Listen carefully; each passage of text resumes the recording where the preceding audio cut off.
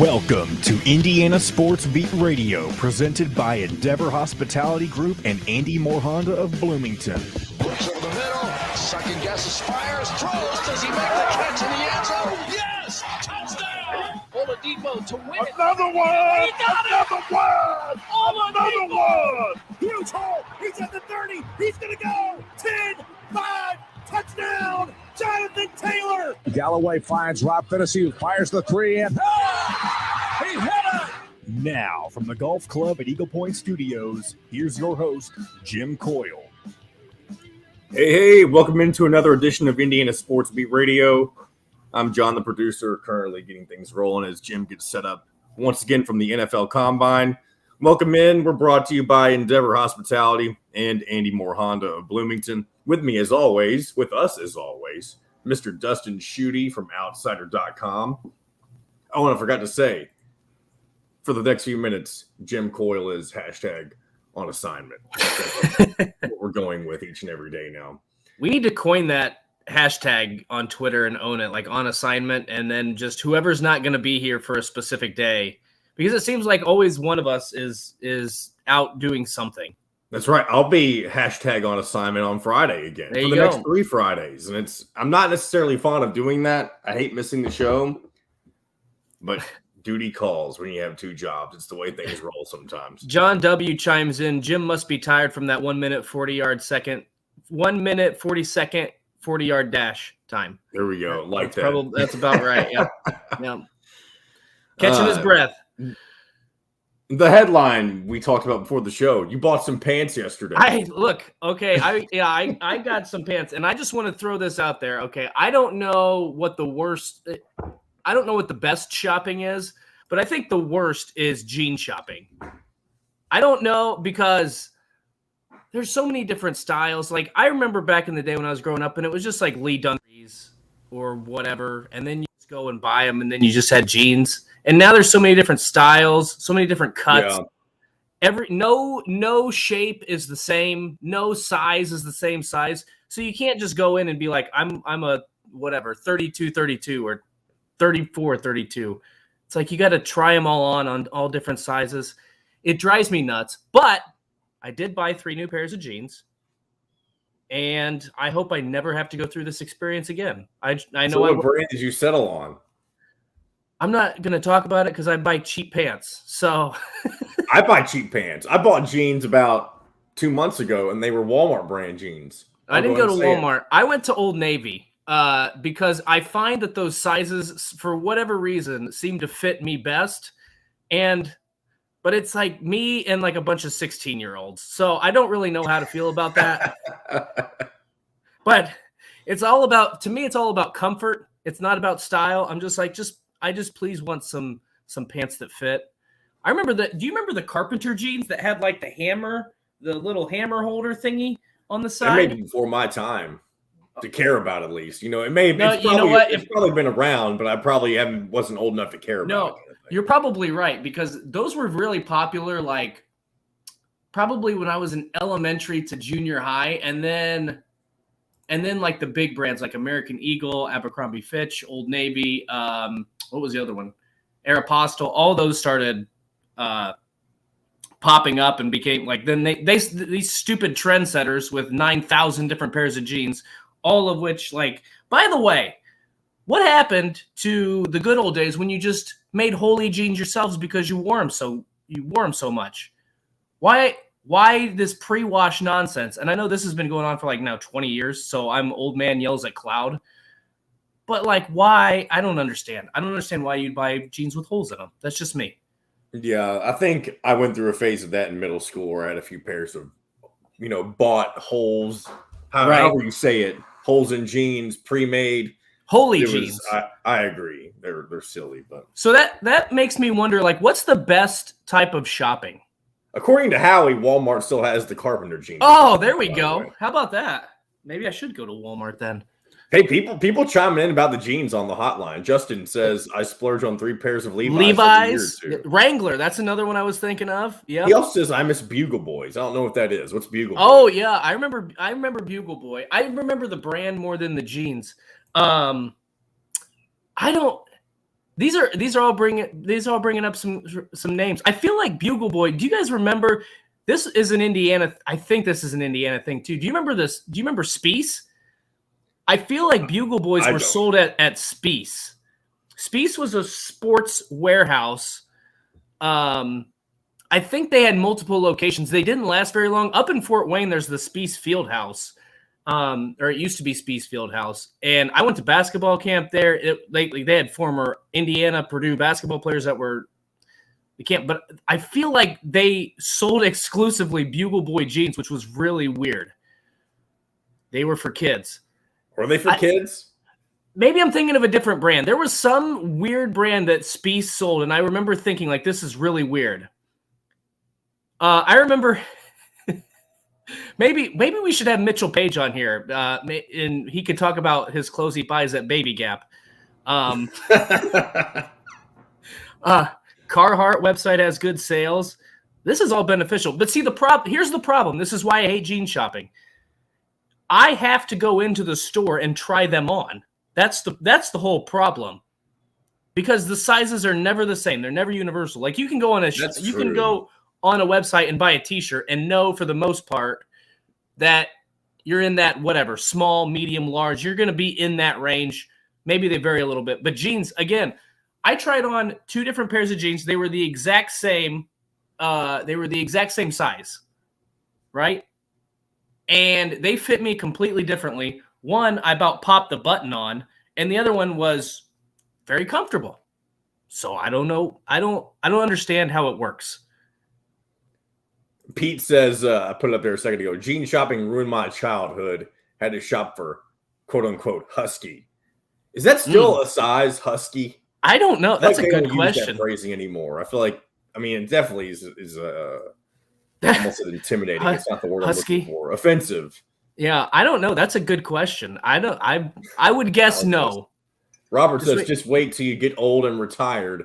I rarely wear pants anymore unless I have to. That's the life, my man. Hey, let me tell you, the best pant out there is, I don't know what they're called. I call them swoosh pants because they make the swoosh, swoosh, swoosh sound when you walk. Oh, but they're like the athletic pants, like warm-up pants. Oh, I would wear those 8 days in a 7-day week. Some of you are my favorite. May not know this, and you have no reason to know this, but I'll go ahead and let you in on a little secret. The listeners in on a little secret. Every day, 9 times out of 10 when I do this show, I'm wearing pajama pants, and I am today. I still am today. I like how you do the show in comfort. Show in comfort. Hey, we're not here to impress anybody with our outfits. We're here to impress them with our velvety pipes. But it makes me wonder. Oh, Carhartt also sells suspenders. That's good because I need a new belt too. Look, I have been on, I don't know if it's a weight loss journey per se, but I've been getting back into my fitness for about the last, 7-8 months. And I was not expecting, apparently, I had an extra pooch where I kept my cookies, apparently. And that's gone away a little bit. So that's good to know. But it makes me wonder, like, what's the most enjoyable type of shopping that you do? Is it going online shopping? Whenever you have something that you want and you find it, that's when I get the most pleasure from shopping. That's true. But if you have to go into an actual store, like, is there a store in which you would be like, oh, I get to go here? So for me, it would be like a record store. Like, I like going into, I don't even know if a music shop is the right word, but if they have vinyl, I could spend a lot of time in there looking for, things that I could add to. I don't really have a collection, but I have a record player, and I could add things to my vinyl collection, quote unquote. So I'll spend a lot of time in there. I'll look forward to going into a record store. Well, let me ask you, as somebody, I don't collect records. I'm kind of surprised that I don't, as much as I listen to music during my spare time. I've never really felt the need to have a record player, to get vinyl records. What is other than the collectability of it, why do you like it? That's a good question. I feel, so this has been described to me by multiple people, whether they're my age or much older, that they say I'm an old soul. And so I I listen, I have Louis Armstrong. I have a lot of Frank Sinatra. I've got Elvis. I don't know what it is. It's just, I don't even know if I can say the nostalgia, because it wasn't like I was alive when vinyl was a huge thing, right? Like that predates my era, but it's just, I don't know. It's just it's very relaxing to me. And on Mike says one thing I've heard from a lot of people: the sound from a record is yes, so much different than digital. Is that I don't know what that means. I think that it's like there's almost like, tell me if I'm Mike. Let me try to explain this and see if I'm explaining it correctly. There's almost like a white noise that goes along with when you listen to something on vinyl. Like if it's coming out of a record player, there's almost like this sort of static white noise. Okay, I know that goes along with it that you just don't get on digital, and it enhances. See, I feel like that would be cumbersome, but it enhances it. I don't know if enhances is the right word, but it's like it's just very soothing. I don't know how to describe it, but he's right. The sound is very different. It's like this is going to be really weird to say. It's like a very different but subtle different. Like I think if I put it on here and you walked into my apartment, you would not know the difference. But if you had just been listening to your headphones in digital music and then I put it on, I think you would be able to. Does that make sense? I'm sure I would be able to tell the difference. I've just never gone in and I guess sat down and tried to figure it out. So Mike says, yes, digital is clean and clear. You get the static and grimy of the needle on the vinyl. That's exactly what it is. And it is, I can't tell, it is very relaxing. I'll, like if I'm doing the dishes or if I'm cooking or something, I put on vinyl and it's so soothing to me. I don't know that that's my cup of tea. I wish it was, because it sounds like something that's really cool for those who enjoy it. But anyway, we just spent the entire first segment talking about pants and vinyl records as Jim gets set up from the NFL Combine. Haven't even really mentioned sports yet, but thanks for those who are already commenting. We enjoyed our little JTP and Dustin Schutte segment. We're going to go ahead and take our first break before we let Jim come in with us. You're listening to Indiana Sports Beat Radio. This segment was brought to you by BB's Market in Bloomington, where you can normally find Jim Coyle and Indiana Sports Beat every Friday. We'll be right back with more right after this. We'll be right back to the Golf Club at Eagle Point Studios for more Indiana Sports Beat Radio with Jim Coyle, presented by Endeavor Hospitality Group and Andy Moore Honda of Bloomington. So I did miss a segment. Speaking of jeans. Yeah, you were fine. It's not like you're late or anything. Matt Taylor, I don't think he knows you're in the combine, but I told him you were probably going to go look for him. No, I've already talked to him. Okay, cool. So, all right. So he's normally up next. Correct. If not, you can just do a segment with Dustin by yourself here. Who's on? Hold on. Who's on at 9:20? You mean 30? 9:30 is Kyler Staley. 9:10 is open.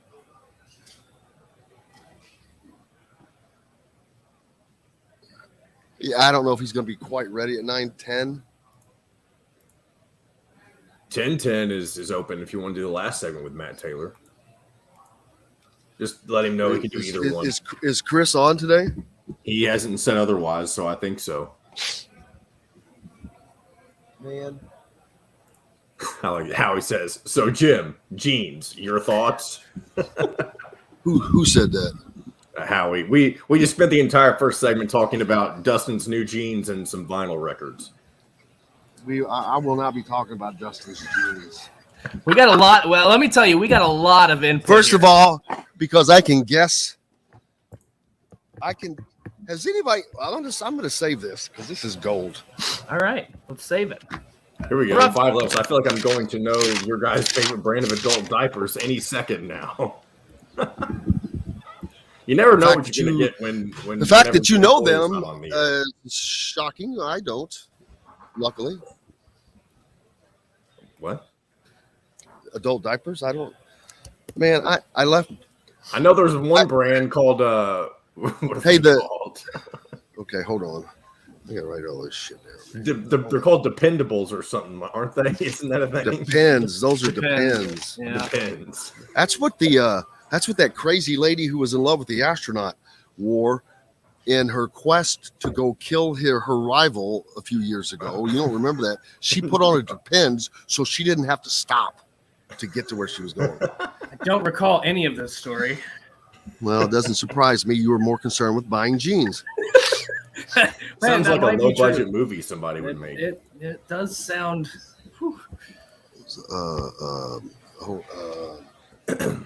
Gosh damn it. All right. Gosh. 30 seconds. What's wrong? Nothing. Oh, okay. Just stuff in my head. All right, here we go. There's a Focus. Southern Stone strives to always provide their guests with an exceptional dining experience. With weekly specials, quick, attentive service, Southern Stone Restaurant provides delicious 5-star comfort food with a Southern charm at 2-star prices. Southern Stone Restaurant is part of Endeavor Hospitality's Wow Club. This segment is brought to you by Southern Stone Restaurant. Now back to the Golf Club at Eagle Point Studios for more Indiana Sports Beat Radio with Jim Coyle, presented by Endeavor Hospitality Group and Andy Moore Honda of Bloomington. Hey, everybody. Hello. Welcome aboard Indiana Sports Beat Radio, coming to you here on this Thursday, right? I was always getting confused here. Here at coming to you from the 2023 NFL Combine up in Indianapolis. Sorry I couldn't be with you guys on that first segment, but I thought it would be easier today getting in because at least I had an idea of where I was going, what was going on. And so I did not want to pay $30 to park again because although they're supposed to provide parking, I don't know where it is. They haven't made that aware. I parked it at Lucas Oil. I'm like, I'll just park at Lucas Oil. Use my credential, and it's the backside of Lucas Oil, unfortunately, which would be the south side. For those of you that are geographically aligned, the Indiana Convention Center is on that would be not just the north side, but on north of the stadium. And it was just as far of a walk as it was yesterday, except it's about 20 degrees colder. But I saved $30. How about that? Hey, welcome aboard. Don't forget our great sponsors, powered by Andy Moore Honda of Bloomington, Bloomington's #1 Honda dealer. Make sure you go to andymorehonda.com and get more to your door. The greatest selection of new and used vehicles. Also, the great group of Endeavor Hospitality restaurants in and around the Bloomington area. Great places like BB's, Feast Market and Cellar, Fresh Fork. I don't know if I'm gonna be at BB's tomorrow or not yet. I didn't plan on being it because I thought I was going to be here. I don't know. So who knows? But I do know it's going to be hectic over the next month. Probably will not be back at BB. Well, no, I'm going to try to do BB's in the front of the week, maybe. Also, hey, Chuckles, how you doing? Enjoy a cup of coffee. Logan Knapp, first financial Freaky Friday fan of the day. How about that? And Pete, I have the best gift I have received in years, probably. Seriously. And I brought it with me because I'm using it, but it's in the car, of course, because and I was thinking, I'm like, if this wasn't such a great gift, I'd probably be kicking his ASS right now because I need one more thing to carry. But I didn't have nearly as much stuff today, but I ended up forgetting it anyway. I have a picture I can send to John, but it is a coffee mug, a non-spillable. Outsider is out, baby. There's a new one. When you see this, you will understand why. Okay. Outsider is out. And I cannot wait to show it to you. It's pretty nice. How's everybody else doing? Hope your week is going well as we head towards the last regular season basketball game of the season for everybody. I don't think a Big Ten team plays past Sunday. There is just a plethora of games on Sunday, so it's like the big showdown, basically. Yeah. I wonder how long it has been since that has been the case, and it's not for first place, unfortunately. Now that would be just unbelievable. but the sheer fact that it is for so many, it's for basically everything else, isn't it? I mean, here's the crazy thing. This is how wild the Big Ten season has been. Think about how poorly Michigan has played this year. How we had expectations. How poorly. I had them out of the tournament 2.5 weeks ago, probably. Right now, sole possession of second place. Yeah, it's insane. And so Indiana right now, we talked about. That shows you what happens when you play well. Yes, but it's not. But Michigan hasn't been playing that well. Indiana has a well. They chance. have been of late. No, they have been of late. They've been on a run. That's why they're in second place. But they could. And Indiana's gotten a lot of help. So if Indiana gets a win over Michigan, they still. I mean, I don't even know the tiebreakers for this stuff anymore. But Indiana would have the tiebreaker over Michigan because they would have a double head-to-head wins. But without the two head-to-heads, the reason Michigan is in second, even though Indiana has beaten Michigan, is because once you get past two teams, I'm going to sneeze. It becomes like a specific tiebreaker. That's it's an average of the records of those teams against each other, I think. Yeah, it's something like that. It's very convoluted, but that is why Michigan was in front of Indiana, although Indiana had beaten Michigan. So I'm not going to worry about trying to figure it out. I'm going to wait till it's done and say, okay, who's where? But as far as where they are today, it's baffling. It's just, I wish I could have put money on this being the Purdue was not picked to win. Nope. Michigan. But the funny thing is, who are the two teams that were? Michigan and Indiana. And they're right behind Purdue. Yep. And if Indiana had not gifted so many games away, they would have been in the thick of the race for the conference title. But that's neither here nor there. But right now you have Michigan's a half. Oh, they play. Did they play last night or? They play tonight. They play Illinois tonight. So what happens? Then they've got a tough row to hoe. Here's what's crazy, Jim. They were talking about this last night during the Penn State Northwestern game because Northwestern got beat. There's if Illinois beats Michigan tonight, even though Purdue played for second, even though Purdue played so poorly recently, basically everybody would have lost, and Purdue would have secured the number 1 seed in an outright Big Ten title, and it won't matter how the outcome is for Purdue tonight against Wisconsin. So that's how crazy it's been this season. It's going to be wild. We got Michigan and Illinois, Purdue, Wisconsin. I don't know if there's a third game on the schedule tonight, but you said it. Saturday, 1 game, and then Sunday we got 12 of the 14 teams in action. It is a free-for-all. It's going to be an awesome day of basketball on Sunday. Well, the thing is that every one of those games, virtually, unless it's Minnesota against Nebraska, but every one of those games will have a bearing on the finish that day, which will in turn have a bearing on the seeding of the tournament set that day. Nebraska plays Iowa, so even that has that's a significant game.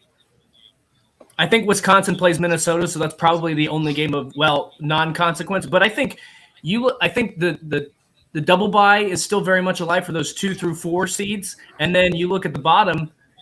There's a couple teams in that 9, 10, 11, 12 spot that could secure a single bye. So there's a lot on the line for everybody, really, except for number 1 Purdue, and then 13 and 14 Ohio State and Minnesota. But by the way, Ohio State has just rattled off wins against Illinois and Maryland. So they're playing like the only team that is not dangerous in this tournament is Minnesota. And the Maryland loss helps Indiana. The Illinois loss helps Indiana. They needed that. So also last night, big game. Number 19 Xavier at number 20 Providence. What a game that was. Musketeers 94-89. They pull out. That's a huge win for them as they will continue to ride up. And that helps Indiana as well because that's one of Indiana's big quad 1 wins. Yeah. I mean, and it helps in terms of seeding, but I don't know, Jim. I feel like they're going to be locked into a 4 or 5. Like, I don't think there's going to be a lot of movement at this point. After Who's they that? got beat for Indiana.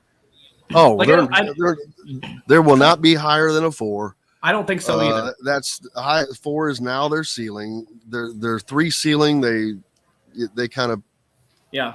you know. I mean, Justin chimes in that Xavier win is a blessing. I mean, it is, but at the same time, it is a blessing.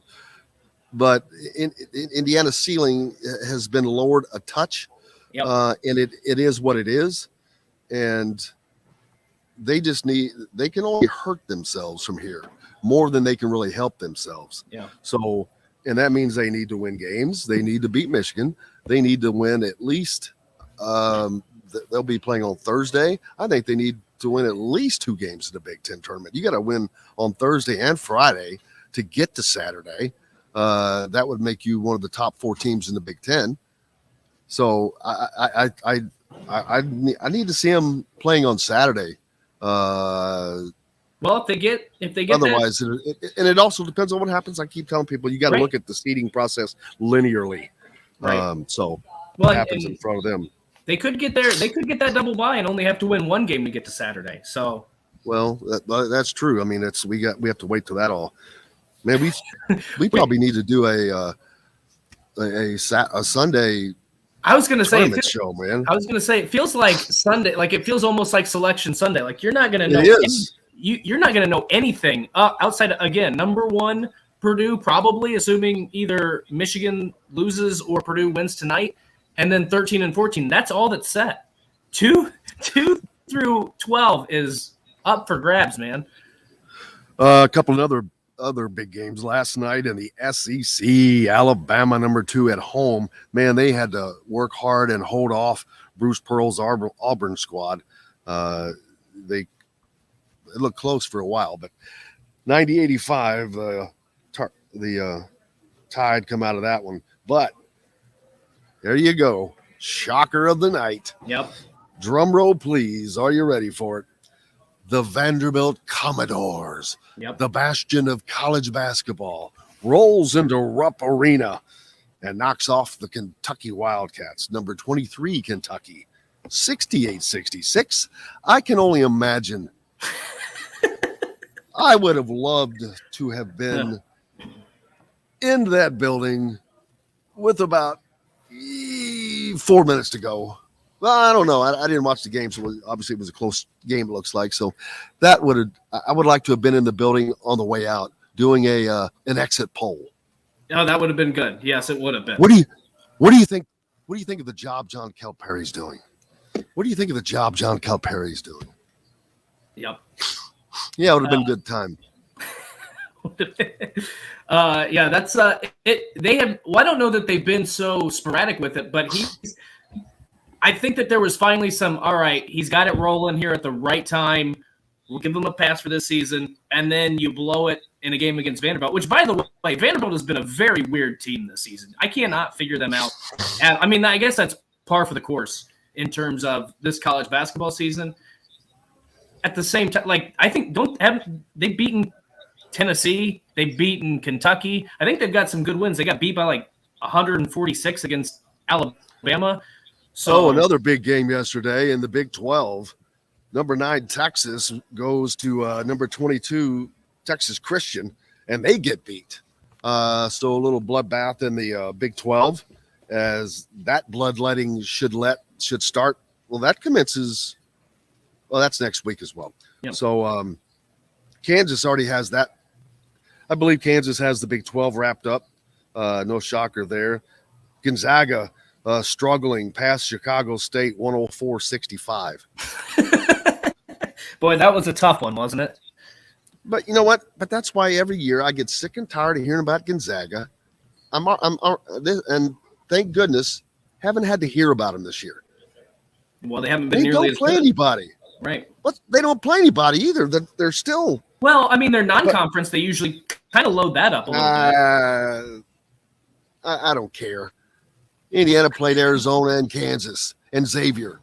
Okay, but non-conference. But they lost 2 of those 3. So that's the difference. Who cares? They're playing the games. No, it's not. They're playing the games. But that's what Gonzaga does in the non-conference.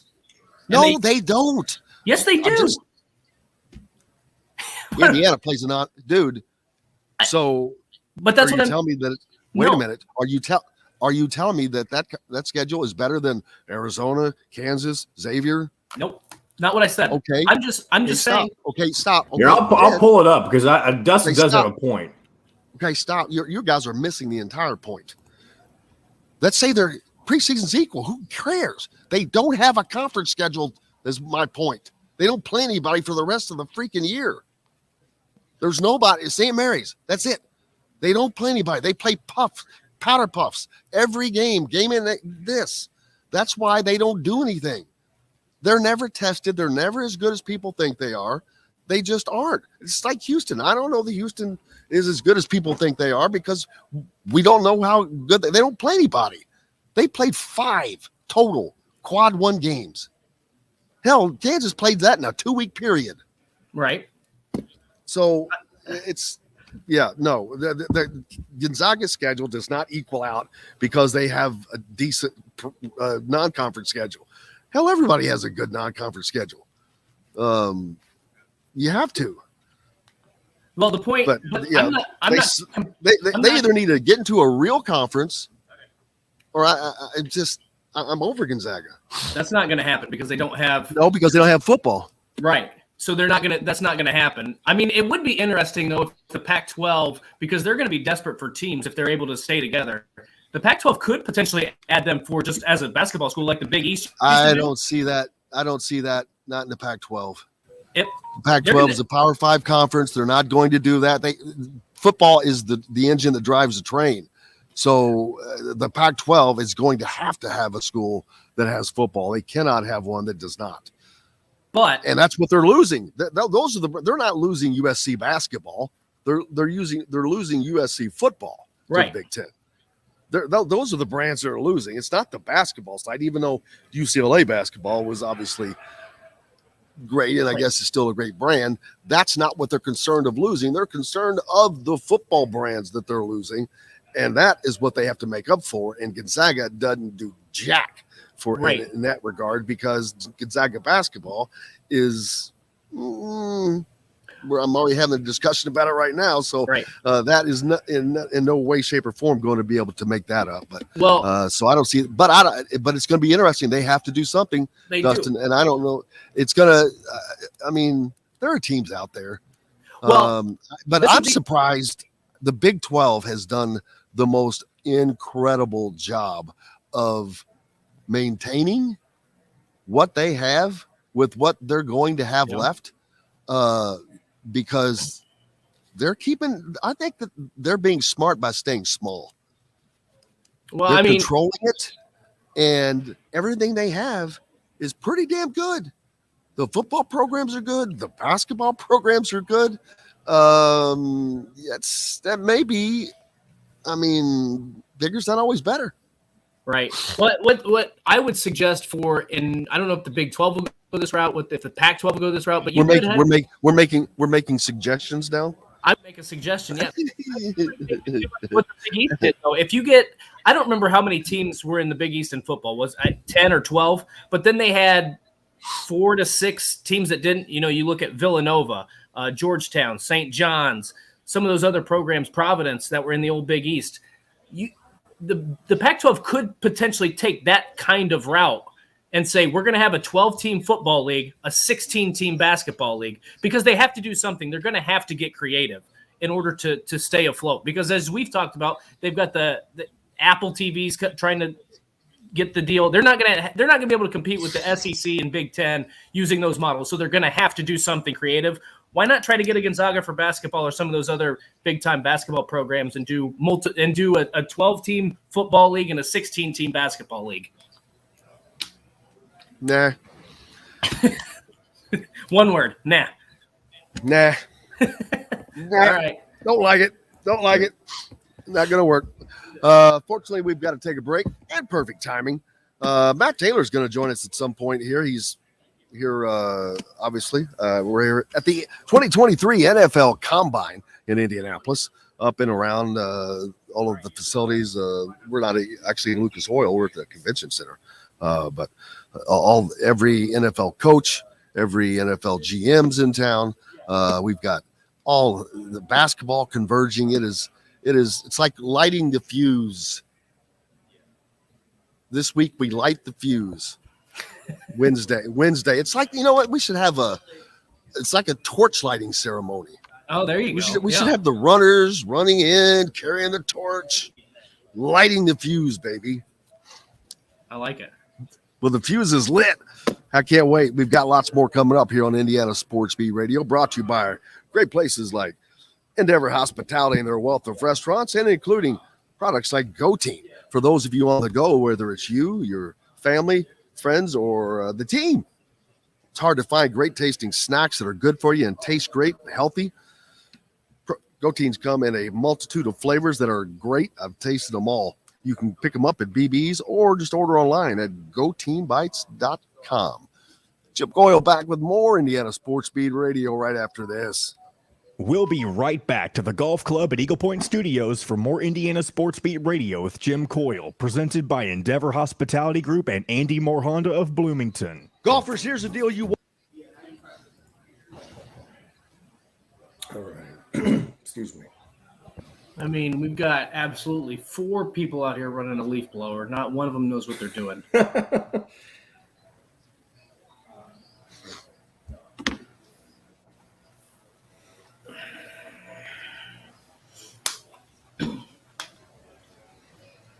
Yep, that's it. Blow it directly into my car.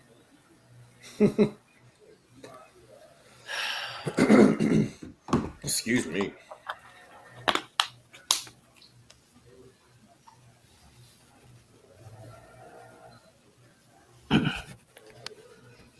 See what was the did you have the Gonzaga schedule pulled up, John? I did. I lost it though because I can tell he didn't want to talk about it. Well, I mean, he seemed genuinely upset that we were going that way with that. he did. But my point was that's why they get talked about when they schedule top 25 teams and they win. It doesn't matter what the rest of the season. What is this year is that they were horrible. Didn't. They played Michigan State, but they weren't ranked. They lost to Texas, who was number 11. They beat Kentucky, who at the time was number 4. Right. They lost to Purdue, Yep. who was number 24. They lost to Baylor, who was number 6. And then they beat Alabama, who was number 4. And then they didn't play anybody worth a damn after that. So if they go undefeated or only lose one of those games, we're still talking about Gonzaga as one of the best teams in the country. But because they were basically 500 in those games, we're not. So, and I said this early or on a different show, my afternoon show that I do at iHeart. This was the year that Gonzaga does something that nobody expects because nobody's talking about it. That, you know what, that could be, and because the tournament is so wide open this year, you could be onto something with that. All right. Got about 1 minute. Is Matt so good with mad. 9 or 10-10? I've got coffee out in the greatest mug in the world. Can you hear me?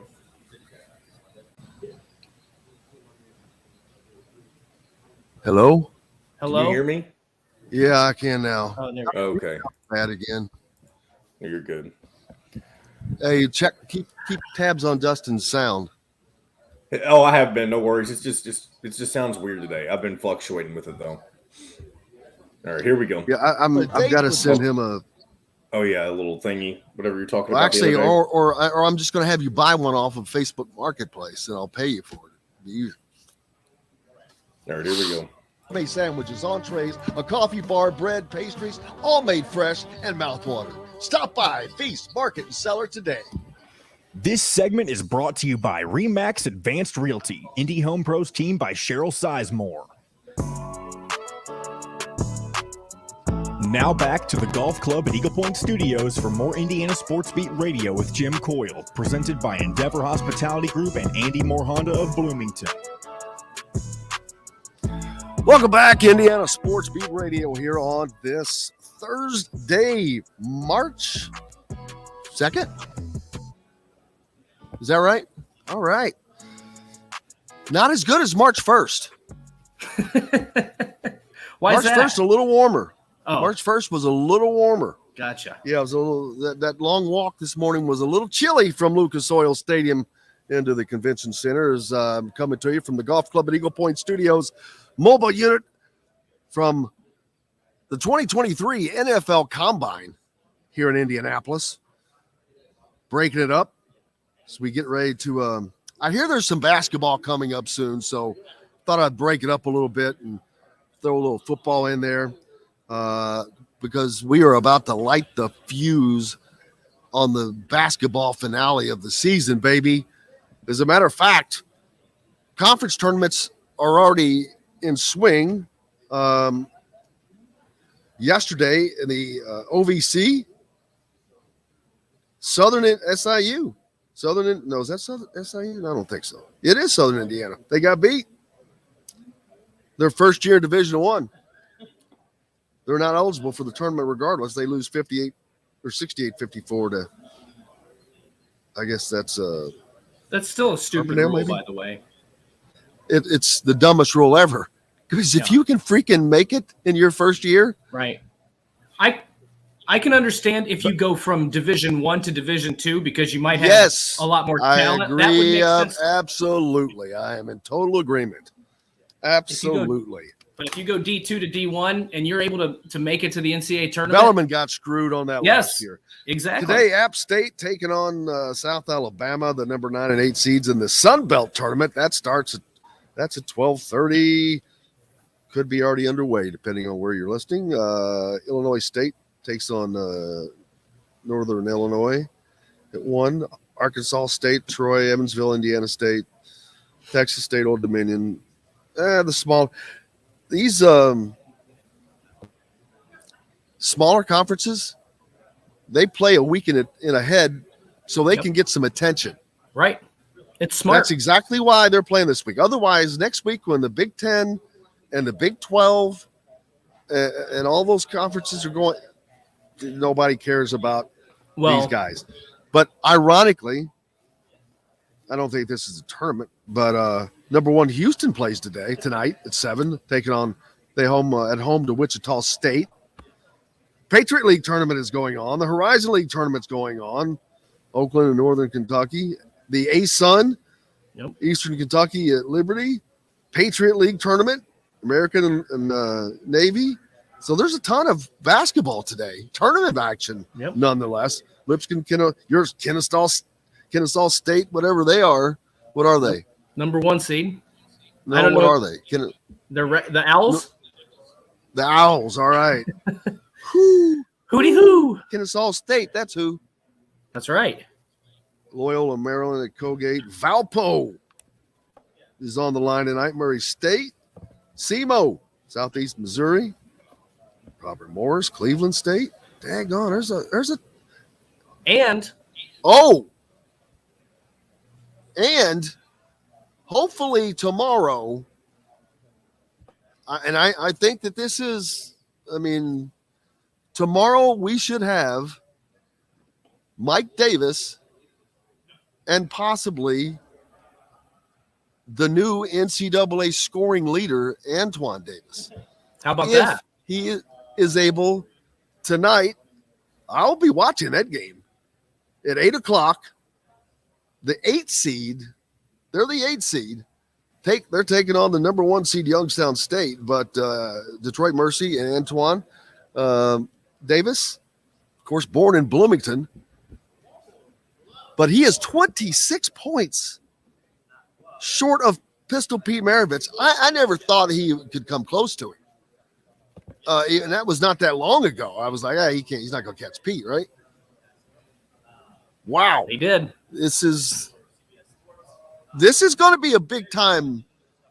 No one's gotten as close to him.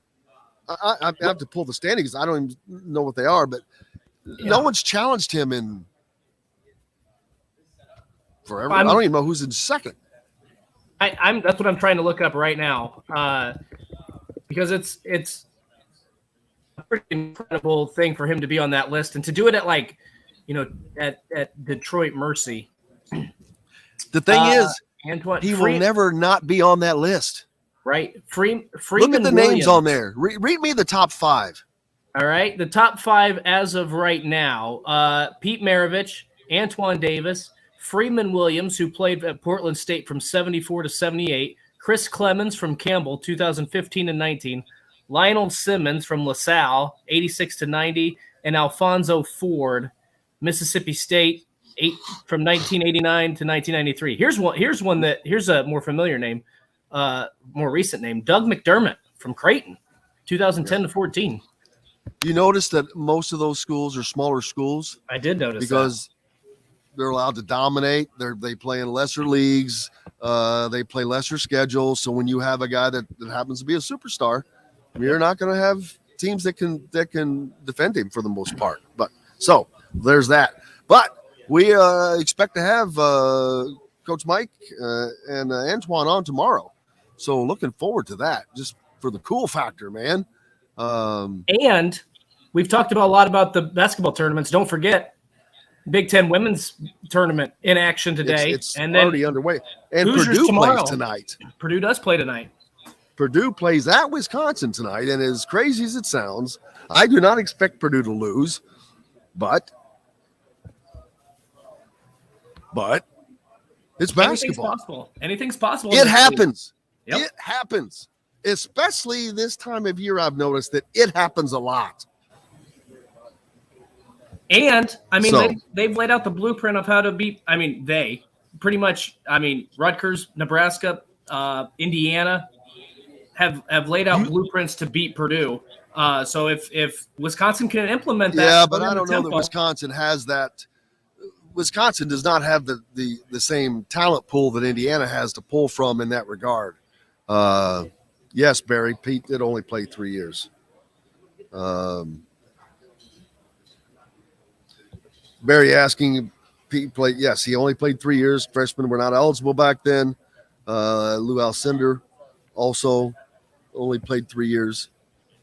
Also, no 3-point line. Right. Huge. He was a shooter. It's crazy. He did. Chucky Hurtburn got hurt for Wisconsin. That's not going to help. That's not good. Not good. No. It's not going to do it. Not at this juncture. See, here's the thing about Wisconsin, though. We've talked about this because it's the same way Virginia plays.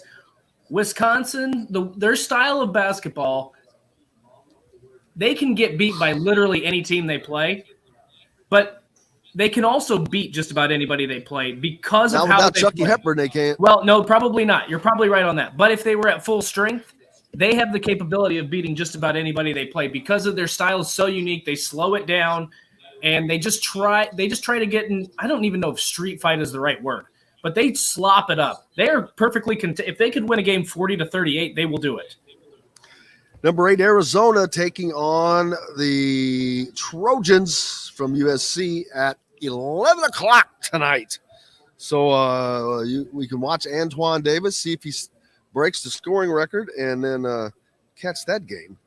Big South tournament going on tomorrow. Missouri Valley tournament, CAA tournament, Big South, Southern Conference tournament, Summit League, Ohio Valley, West Coast tournament, Missouri. Let's see, make sure. I think I've hit them all. Sun Belt. Yeah, and this Sunday they'll all be finishing up this weekend, and they'll be done and out of the way. Here's a great Saturday game, a light Big Ten schedule, but number 2 Alabama traveling to number 24 Texas A&M, who has been playing well. So that should be a very fun game. Alabama is. I'm waiting for them to take this fall. They've had a bunch of close calls lately. It was so funny. They paid attention to on it may have been SportsCenter. I saw it, but they showed just the introduction of Brandon Miller. Yep. Yes. So okay, that just to see it was a very benign. To see if he was going to do something different, I'm like, wow, that's really, really bad when you're watching the introduction of someone to see if they're going to do something. I'm over that deal. no respect for Nate Oates. It's gone. Well, every time he opens his mouth, he says something dumb or he makes the situation worse. Well, I would respect him if he just come out and says, look, if we sit him down, it's going to wreck our season. So we're not going to do it. Because that's the truth.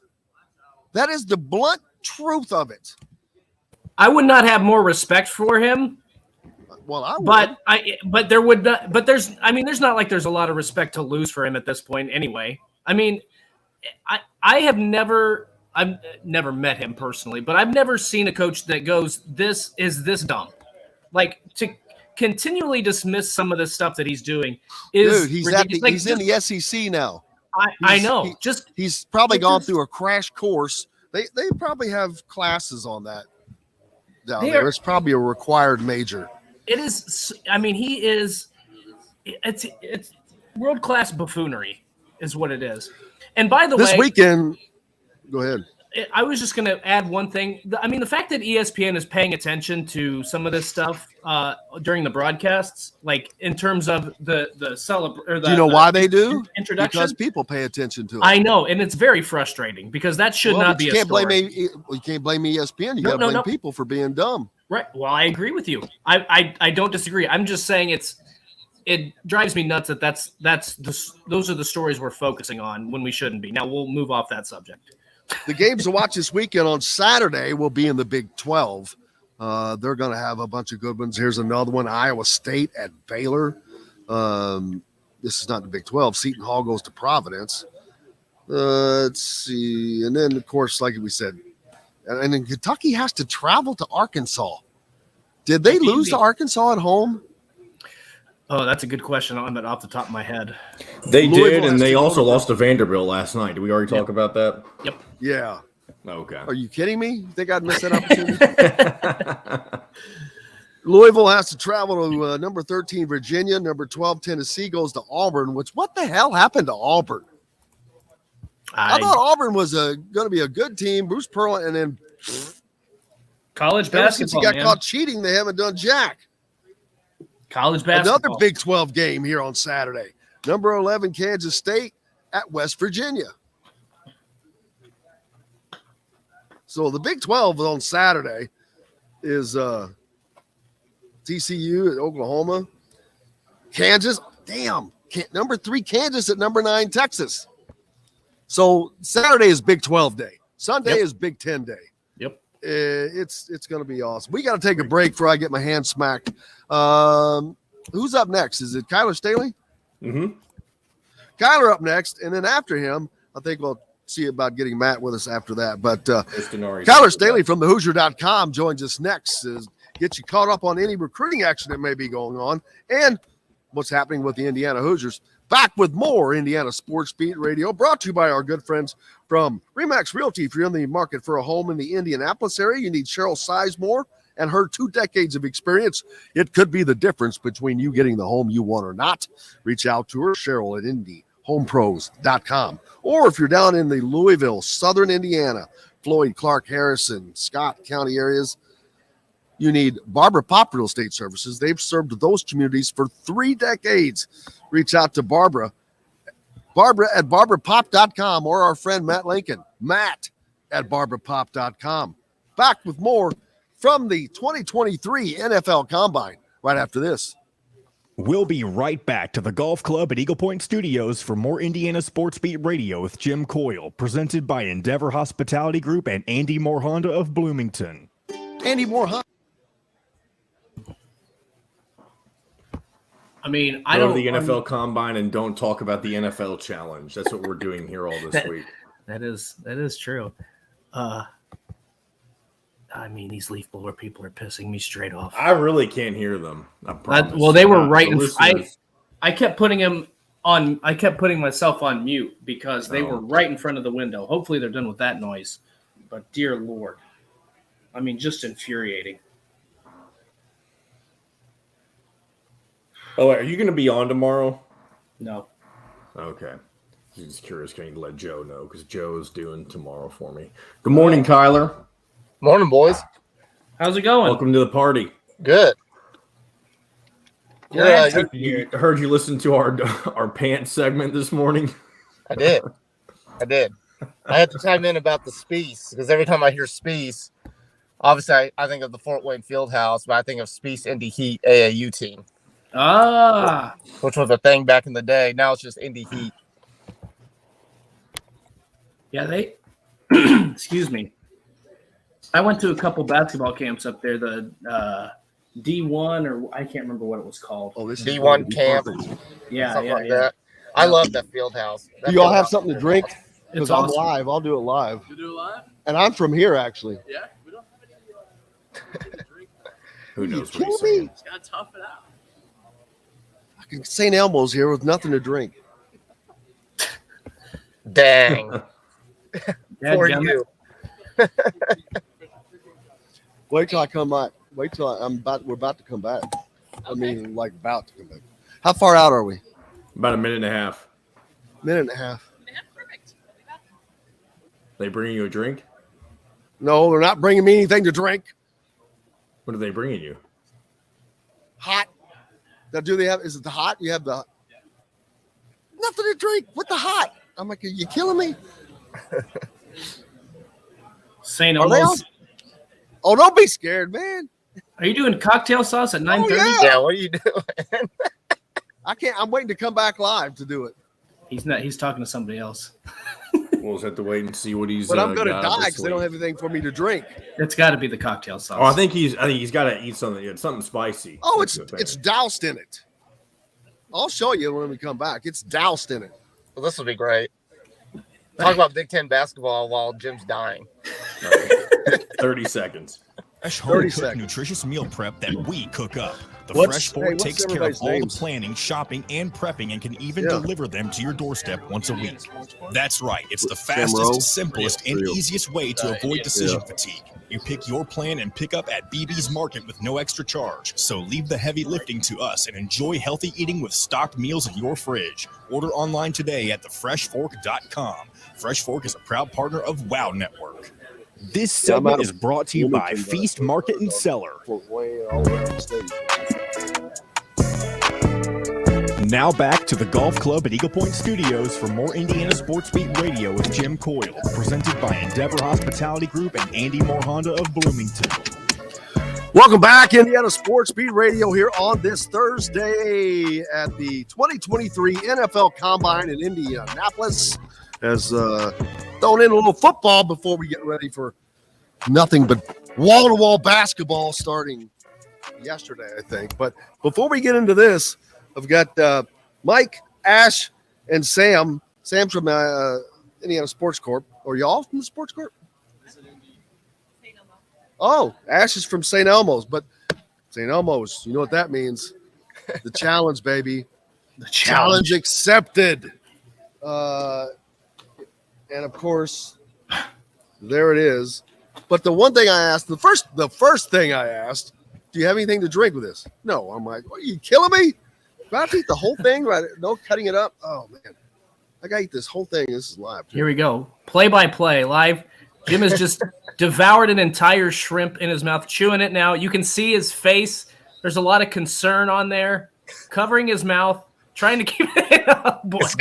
It's just, Oh, boy. it's just in his nose. I just know it is. It is. That You can sting feel is it. in his nose. Oh, boy. There he goes. He's chewing it down. There's a lot of chewing going on right now. This is great play, but I'm trying to paint I a want to picture. talk Here. with my mouth full. Oh, there you go. Paint a picture. What a beautiful picture. it He's is. got. I There thought was he a got. second. There was He's a got moment. tears in his eyes. Oh, there are tears in the eyes. There was a moment where I'm like, okay, am I going to make it? I'm not kidding. I was at that summit, and I'm like, okay, am I going to make it? Because the explosion was building, and then the greatness. But who doesn't love St. Elmo's, the cocktail? It's the greatest in the world. He's still trying Woo, to I get it made it down. through, guys. You talking about that'll light you up. It'll wake you up. That's better than your cup of coffee. Hey, Yeah, that's better than Who coffee doesn't? energy drink. It's Indianapolis, football, St. Elmo's. It's just what happens, man. You talk about Indy, it's what it does. That's right. Woo, guys, thank you very much. Thank you to a good start to the day there. Good start to that segment. You too. After this, I'll be going to get a gallon of milk and some tissues for my eyes. Oh, milk? Wow, I'm not kidding. I had to eat the whole thing. That's what. There was a moment, and I'm like, "Oh my, am I going to be able to keep this inside?" Have you? Because I saw that moment. It is lighting. You just feel it just start. Yeah. Boom. I Holy moly. I don't know how people do that shrimp eating. Like you see it at sporting events now, and I think there's even a contest. I don't know how they do the shrimp eating contest. Like with that cocktail sauce, that would be not more than one a disaster. Yeah, I think exactly. I could do it. I think I could do it. Okay, well, I would like to see that. Now, I think I do can they do have anything? Do they give you anything to drink when you do it? I don't know. Actually, it's a good question. But if they give you milk, I'm all in. I cannot combine those two flavors. If it's like what I just did, I know exactly what my limit on those are. One. I know exactly how many of them I can Nope. put down. One. That was a fight. Whew. Speaking of hot and fights, basketball time, man.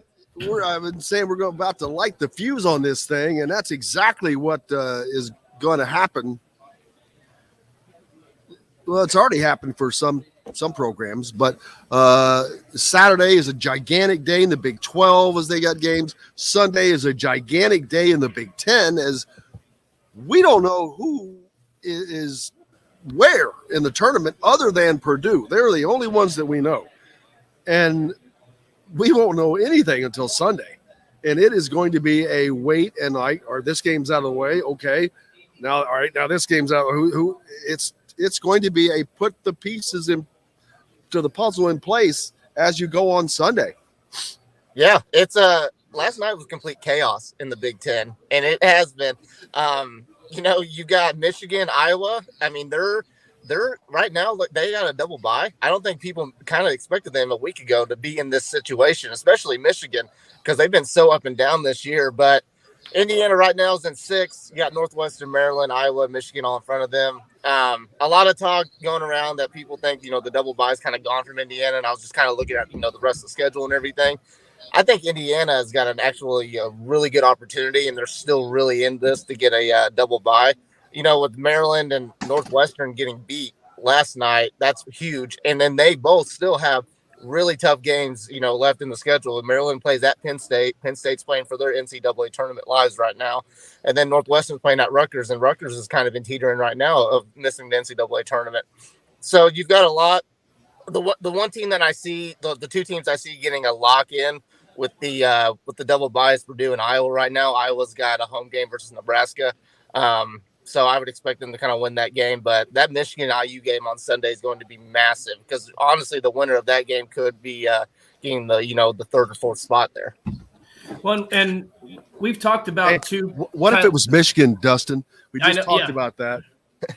It would be crazy for Michigan to get one of those 4 spots, considering for most of the season how they were up and down, kind of a roller coaster ride. But I mean, just how critical it would be for Indiana to get one of those top 4 spots. They've never performed particularly well in the Big Ten tournament. So to go in there, if you get a win against Michigan on Sunday at Assembly Hall, to carry that momentum into the Big Ten tournament, get a double bye and a chance to, then you just have to win 2 games to get to the championship game. It would be another significant step for this program. I don't even think they got to win the Big Ten tournament. If they can just get to the championship game, I think that's a huge step under Mike Woodson. We've seen them take some steps, 2 steps forward, 1 step back with that loss to Iowa, but really a chance to take that next big step if they're able to get to the championship game next weekend. Yeah, Indiana needs pretty much all the help they can get when it comes to the Big Ten tournament. Like you said, Dustin, they have not performed well, for years in the Big Ten tournament last year, with an exception. If they can get that double bye, not only does that help them, have an easier path to make it to the Big Ten championship, but it gives them rest. It gives them an extra day of rest. And this team, they look tired. Iowa kind of exposed them a little bit, just carved up the defense. They were very, I guess lazy is the right word on the defensive end. just not committed at all. But this team needs some health.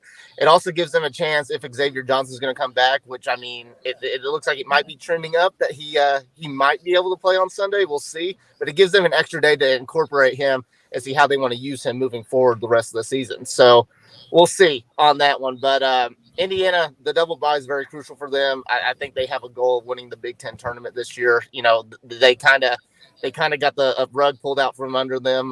This regular season, they were the favorites going in, but they can really make up a lot of ground. They could get a much better seed in the NCAA tournament if they make it to the championship game in the Big Ten tournament. So we'll see. It starts with Sunday, in my opinion. It starts with Sunday and beating Michigan.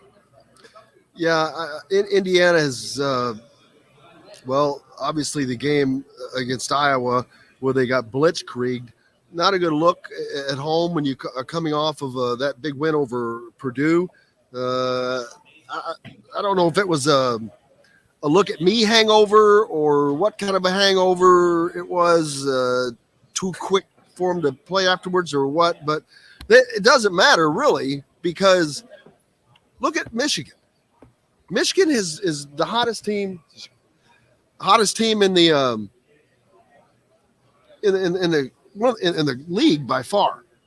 And look at their schedule this week. Hell, they're at Illinois tonight and Indiana on Sunday. So that's a tough one. Michigan's not making excuses. They're looking at it as opportunity, and that's how you have to approach it, as an opportunity.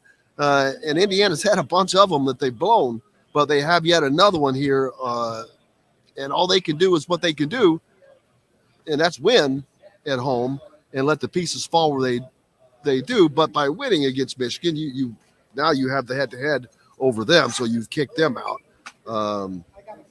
I don't know where the rest of it falls right now. I'm not going to waste my time until Sunday, because it doesn't matter until then. But it's going.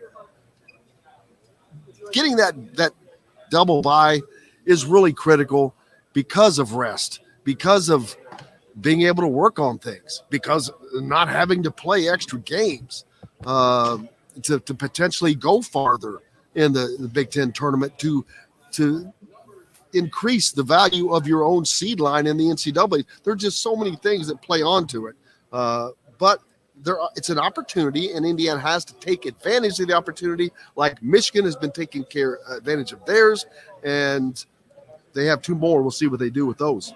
Yeah, obviously that Iowa game on Tuesday was a blown opportunity in the biggest form of blown opportunities. I mean, they came in as your typical, like you said, hangover game. It's your typical letdown game after a big win against Purdue. Indiana just got carved up. I mean, Indiana struggled the past few years ever since Mike Woodson's there with Iowa. I don't think Mike Woodson's beaten Iowa since he's gotten there. They struggle with their offense. Yes, 0-4. 0-4, yeah. So obviously, Indiana's elite defense, their tough defense. It wasn't there on Tuesday. Indiana's got a great chance to bounce back. They're very fortunate that they finished the season with their last Big Ten regular season game at home. But Michigan's hungry, like you mentioned. Michigan is hungry. They need some more wins to get a for sure seed in the NCAA tournament. They're still in that bubble area right now. Hunter Dickinson probably saved their season with that ginormous shot at Wisconsin a few days ago, whenever that was. So, especially when it comes to senior night, it's going to be a very emotional night in Assembly Hall. Indiana's got to take full advantage of this. The double bye is still very much alive. They just got to win on Sunday and just see where the chips fall. Well, and to that point, Kyler, we saw this team the last time they played Michigan. They got it done on the defensive end, and holding Michigan to without a point or a field goal the last 5 minutes of that game. Yep. They obviously didn't score a lot, but they got it done defensively. I feel like it's they had a quick turnaround from Purdue to Iowa, but now you get a lengthy a chance to kind of get your bearings back. I would like to see Indiana's offense perform a little bit better this time around than they did both in the Iowa game and the first time they played Michigan. Like, what do you suspect will be the game plan for this game on Sunday, and how can Indiana be successful against Michigan? Yeah, so I think it does start with the defensive end. Like Indiana, that's their bread and butter right there. That is what they build their team around. It is the defensive end. That's what got them past Michigan the first time around. But the offensive end, you compare the Purdue and Iowa game. It was, when you think of the offense, it was completely switched. The Purdue game, it was everybody besides Trace Trace Jackson Davis, surprisingly. In the Iowa game, it was only Trace Jackson Davis. So it's kind of proven that if it's only Trace, then this Indiana team is going to struggle to win a game. They got to have their supporting cast help. They got to Jalen Hood-Schifino's got to be a little bit more consistent. You know, he's had some great performances, but he's also had games where he just doesn't show up. So he's got to get going. Miller Kopp, Trey Galloway, those type of guys got to get going, and they got to get some consistent production from their bench. You know, coming into the season, you looked at Indiana's bench, they were like, wow, this is going to be one of the biggest strengths of this team. It has become quickly one of the biggest weaknesses, and you just don't know where it's went. You don't know where Tamar Bates has went. Malik Renew is still a freshman who's going to have up and down, so you can't rely on him necessarily. But as far as the Sunday's game, it starts on the defensive end. It's going to be a battle between Hunter Dickinson and Trace Jackson Davis, like it was the first time around. Indiana's got to try to stop Jet Howard if he's going to be playing. I don't know if he's back healthy or not, but you just got to start with the defensive end. You got to get stops, and you just got to be committed for 40 minutes, you know, if you're Indiana. My complete take on the upcoming tournaments for Indiana, the one person that is key to them is Trey Galloway. They just simply have to get consistent production from him, and I say that because you cannot count on Miller Kopp. And if you count on Miller Kopp, then you are making a grave error. His inconsistencies are just unbelievable. He doesn't have the desire to be the guy. I mean, we've watched it for 2 years. So, and I don't mean that in a bad way. Maybe he's just too unselfish, but he has no desire to be the guy. He has no desire to be the guy's guy. I mean, looks more like a facilitator than anything. The last game, he puts up 1 3-point shot in a game Indiana trailed by 20 points for 60% of the game. And he's not the only one. It's Indiana's offense. I don't necessarily blame him, but if I'm a shooter and I want to shoot and I'm in the game and I'm on the floor and I touch the ball, I'm going to find ways to get shots. He does not ever. He hits his marks always in a place that he's not, unless it's specifically to take a shot where he's hit a spot and set his feet so he can be set and ready when the ball comes. Well, that's great if that happens like that. You know, maybe they'll roll out the red carpet next time as well. You have to be ready to that's why Iowa kicked the crap out of Indiana. They weren't waiting to get their feet set. They were shooting the ball, and they were hitting the shots. Miller Kopp will not take a shot if it's not set and ready to go. Well, that's not Indiana's offense. Your Trey Galloway gets his shots off. He doesn't get as many off as I'd like to see him, but he gets them off because he tries. He knows he has to score. I don't know what is in Miller's mind, and I'm not trying to be negative towards him. The offense isn't geared towards him, but you can be more like Trey Galloway, and you gotta score, babe. I'm not going to disagree with what you're saying in terms of the inconsistency. Very wise of you. And I'm going to make this comment, and then I'm going to pass it off to Kyler to get his thoughts. We can talk about Miller Kopp being inconsistent, maybe not shooting as much as he should. I feel like I can make that same argument for Trey Galloway. Correct? I mean, not far. You not can. far. I mean, what I would amend to be picked. I wrote those 2 names down. And I'm like, all right, one of those guys has to. They just have to count on him. And yes, one of those guys has to be the third Trey guy. Galloway has been a little more consistent absolutely more than Miller Kopp has been. But he's at least been more consistent in showing the desire to score, the desire to try to get a shot up. I don't see that from Miller. You know, one game he'll score 11 or 13 points, and then the next week you got to send out a search party for him. You know, when you're, like I said, that game last week, I'm like, okay, I'd love to know what your thoughts are when you're in a game and you're down 20-something points and you're the 3-point shooter and you're not looking to shoot. What are you thinking? What's the thought? Just curious. And I'm not being smart, Alec. I'm serious. I wonder what is the thinking. Because I mentioned I listened to Fran McCaffrey with Don Fisher before the game, and he talked about the Michigan State game, which they came back. He said, yeah, Michigan State was very happy to trade 2s for 3s with us, and we were very happy to oblige them. And so was Indiana. Right?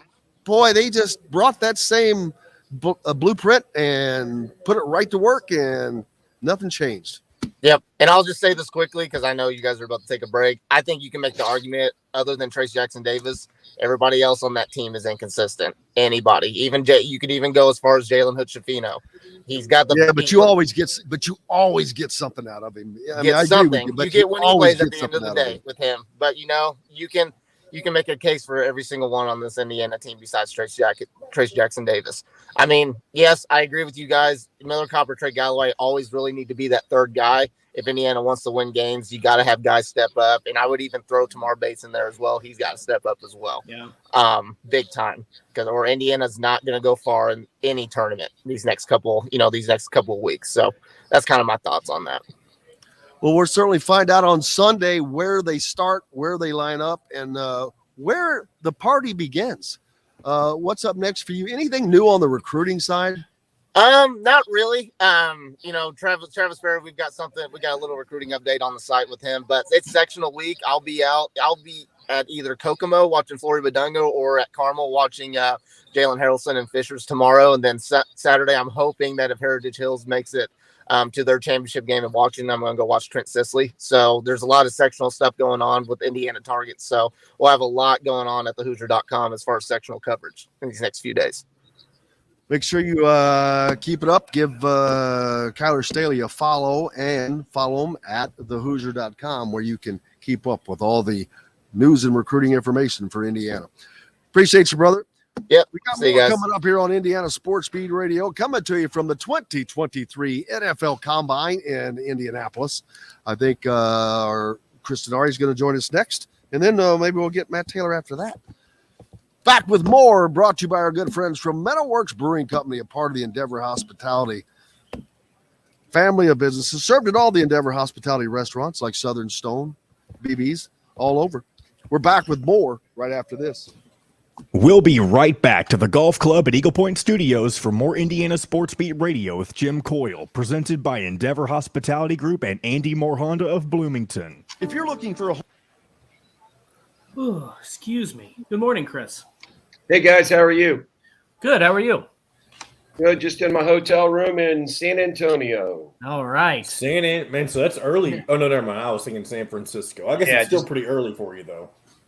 Yeah, it's an hour earlier. Yeah. We've been on the road since last Friday. And we stay on the road through we play tonight, spend the night here, fly tomorrow to Chicago, and then play the Bulls on Sunday. So it's been an interesting trip because we've had 2 days off. We were in Orlando Saturday. We flew right after the game. So we were here. We were in Dallas Sunday morning and didn't play until Tuesday. Right. So I was hoping you were going to borrow Miles Turner's cowboy hat since you were in San Antonio today. Yeah. Did you see that hat he had on? I did. I saw the whole get up. It was pretty unique. Yeah, we had a pretty cool day. You probably saw the team shot at Buddy Hield's house. Yeah, I did see that. Yeah, it was pretty cool. That was awesome. Well, while you're off galloping around, I'm in Indianapolis. I see you at the combine. Yes, and you're traveling around. A lot of media people. I listened to Jake and Kevin Bone a little bit yesterday. They were there from 10. Yeah, I saw JMV yesterday here. But that's it as far as there's no other station in Indy that even does sports anymore. So Indiana Sports Beats here, baby. Oh, you're there, yeah. Hey, we I don't know if I told you this, but we've added a station up in Hammond that gets us into Chicago. Oh, really? and starting on in Fort Wayne as well. Oh, that's great. What was that, Chris? Which station? You know, In Hammond, it's 12:30 a.m. 104.7 WJOB, the voice of the region. Oh yeah, JOB, yeah.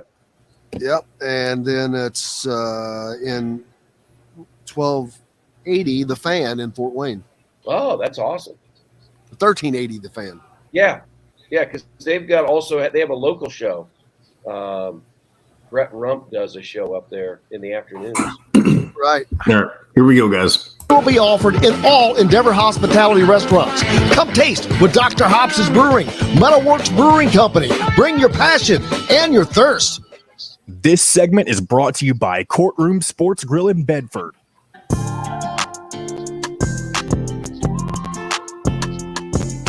Now back to the Golf Club at Eagle Point Studios for more Indiana Sports Beat Radio with Jim Coyle, presented by Endeavor Hospitality Group and Andy Moore Honda of Bloomington. Welcome back, Indiana Sports Beat Radio here on this Thursday. Thanks a lot for joining us. We're coming to you from the 2023 NFL Combine here in Indianapolis. And while I'm in Indianapolis, our friend Chris Denari has decided to go elsewhere from here instead. Brought to you by our friends at Courtroom Sports Grill down in Bedford. Great place to catch a game, take the family for dinner, or just meet friends out for lunch. Chris, where are you today? We should start a contest. Where's Chris today? I'm in San Antonio. Pacers play tonight. Whataburger heaven. Yeah, there's a Whataburger right around the corner from the hotel. So I think I might go there. I can smell it from here. I will do that just for Jim. I will make sure I go to Whataburger. We're in San Antonio tonight. Play the Spurs. 3rd of 4 on the road. Pacers have. Romeo Langford taking on Romeo Langford. He is not playing. He is out with an injury. That's sort of been his career, hasn't it? I was going to say shocker. Yeah. He's played 30. Let's see. I'm looking at my notes here. He's played 32 games and started 19. So he's missed half the season because they've played 62 games. But this is top 3 of 4. We started this last Friday. We went to Orlando after I talked to you last week, beat Orlando on Saturday. Flew to Dallas on Saturday night. We were in Dallas for a couple of days and then beat the Mavericks on Tuesday. That was a heck of a game. You've got 2 of the best players in the world in Doncic and Irving. The Pacers pretty much led the entire game. Tonight, San Antonio, and then Chicago on Sunday to complete the 4-game road trip. So in some ways, it feels like I've been on the road for more than 4 or 5 days. It feels like longer than a week right now. Dustin, before you get into the questions, I want to mention something that I know Chris would want to talk about. David Benner, longtime writer for the Star, passed away. And if you've been around the Indianapolis area, you know David Benner if you're a sports fan. Yeah, no question. I met David, oh my gosh, it's probably 40 years ago when he worked for the Indianapolis Star. You're right, he was a beat writer. He covered IU basketball. He covered Notre Dame football, covered the Pacers. And then, 30-some years ago, he became the media relations director for the Indiana Pacers. And so he was just a wonderful person, so tied to the city, so tied to the state, so tied to the franchise. And I told the story. We had a chance yesterday. Rick Carlisle brought a number of us staffers, and we met with the team. Because a lot of the new guys don't know what David is or what he was all about. George Hill, who's back, did, T.J. McConnell, Miles Turner.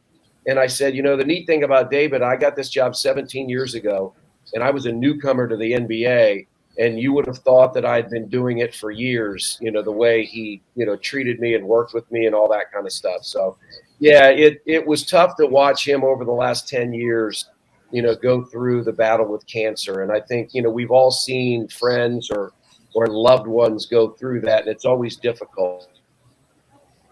Really be missed. My heart's out to his wife, Jane, and his family.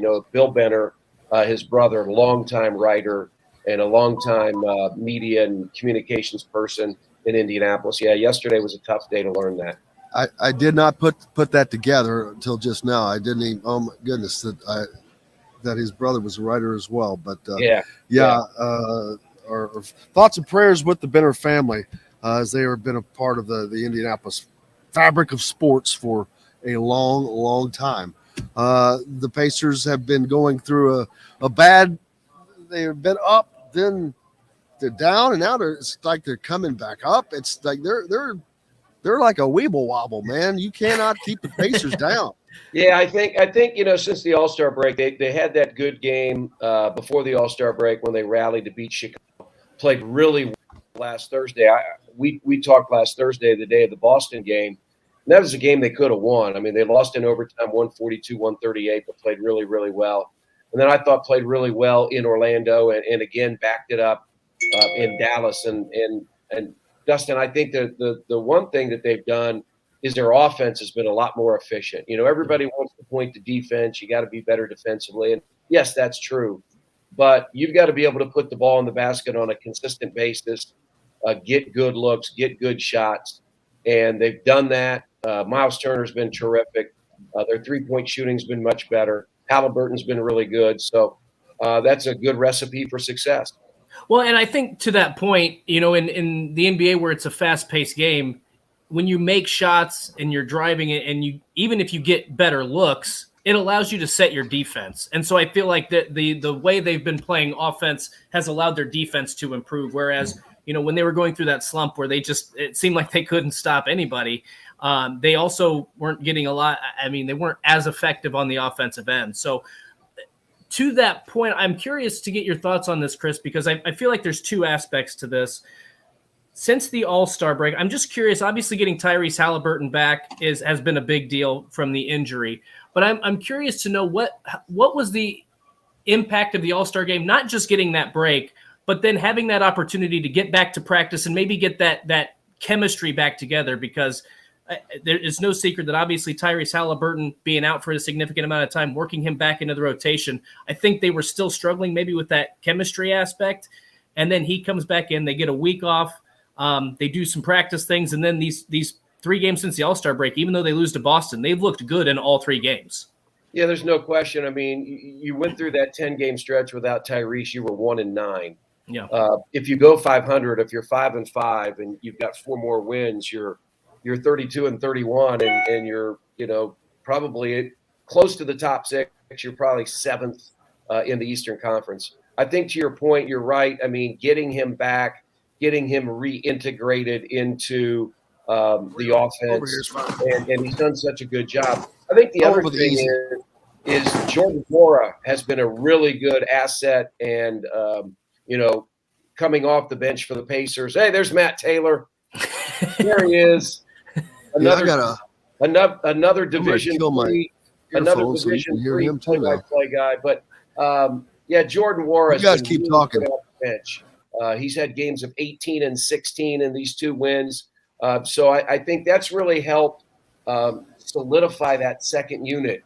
The Pacers have relied so much on Benedict Mathurin to score.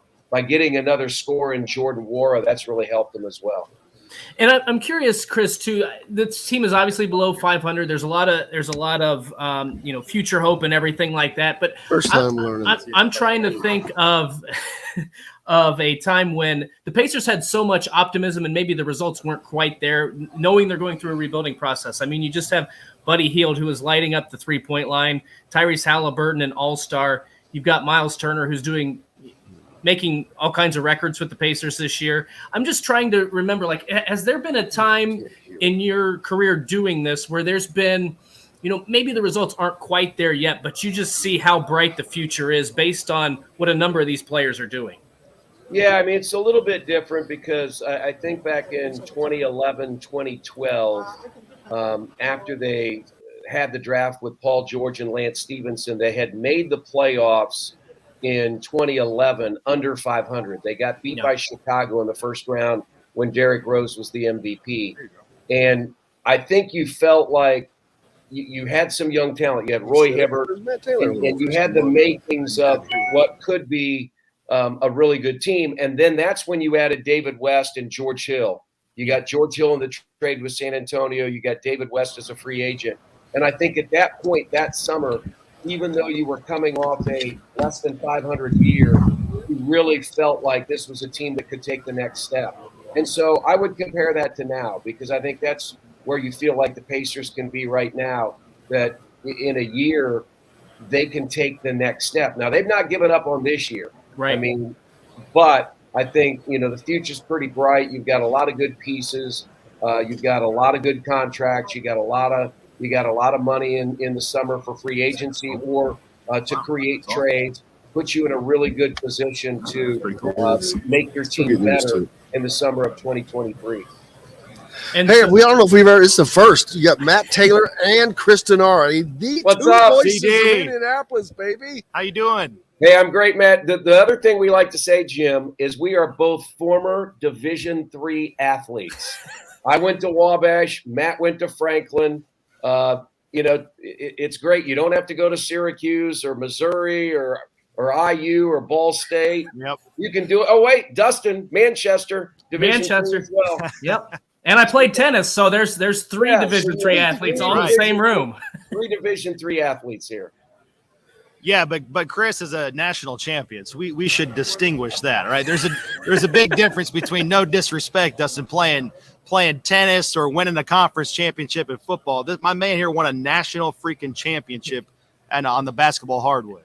And on the opposite end of the spectrum, we were last place in the conference every freaking year. So mine is not an actual accomplishment. I was just kind of there. I like to say I was a very valuable reserve. Oh, come on now. At least they give the reserves a ring, so I got one of those as well. Come on now. That's huge. Chris is out in San Antonio. I told him he's got to bring us back some Whataburger, man. No, you and your Whataburger. I know. I love it. I told Matt, I told Jim that there's a Whataburger right around the corner from the hotel. God. Yep. So yep. I'm gonna Yep. I'm gonna have to go buy something and then take a picture and either text it to Jim. It's not gonna hold. Yeah. Bull. I brought one back from Kansas City this year, and I'm not kidding. Oh God. Patrick Mahomes owns it, by the way. Yeah. He's got an iron stomach. Yeah. Hey, Chris, thank you, brother. Enjoy the road trip. All right. We'll connect soon. Yeah, I will talk to you guys next Thursday. I will be in Indianapolis. I will not be on the road. Hey, Matt, have a great combine. Look forward to the Colts season. Yeah, good to see you, Chris. You're the man. All right. Take care. Chris Denari from the Indiana Pacers joining us here on Indiana Sports Beat Radio, brought to you by Bubba's 33 in Clarksville and Bubba's 33 in Evansville. Easy to get to both in Clarksville, right off of I-65 on Veterans Parkway and right off the Lloyd in Evansville. Back with Indiana Sports Beat Radio and Matt Taylor right after this. We'll be right back to the Golf Club at Eagle Point Studios for more Indiana Sports Beat Radio with Jim Brian Coyle, Ross, presented by Endeavor Hospitality Group and Andy Moore Honda of He's like a Bloomington. varsity club guy. He sent me a video of a guy doing Bob Knight, and he did a pretty good Bob Knight. And I'm like, I gotta get him and fucking Taylor together, man. Like, oh my God, There you go. that would be it. Reenact That would be something. incredible. This guy was as good at night as you are at fishing. I'm like, oh man, that would be crazy. Oh man. How you doing, buddy? I'm doing well, man. Appreciate you. Yeah. Thank you. I know you were having fun up busy. here? Yes. I mean, I always have fun. I haven't gotten to do as much networking as I like to do because I'm a networking mother. Yeah. And there's just not a lot to me to offer people. Yeah. But I'll pick my. Over there is a good place to start because all the PR guys are over there. See, I haven't even been over there. Yeah, you should walk over there and just sort of. Is that where all the speaking is? Talking? That's where all the podiums press conferences are. Yeah. That's where they're doing all the speaking. Yeah. But honestly, it starts the sweet spot of this place is between 11 and 3. That's when it starts to really do the hustle and bustle. But yeah, I mean, this is my 15th combine. Wow. And it's just enormous compared to what it used to be. I mean, every team that has a podcast or radio something, right? Almost. Yeah, that. I would say that's the digital side, and then this is the true radio side. Is there anybody that doesn't? Yeah, I mean, not every team's here, believe it or not. If this wasn't here, you wouldn't travel. I would say we would go, but we would probably go for a day or two. We wouldn't be here all week. probably like the day before the coaches speak, and then leave the day after.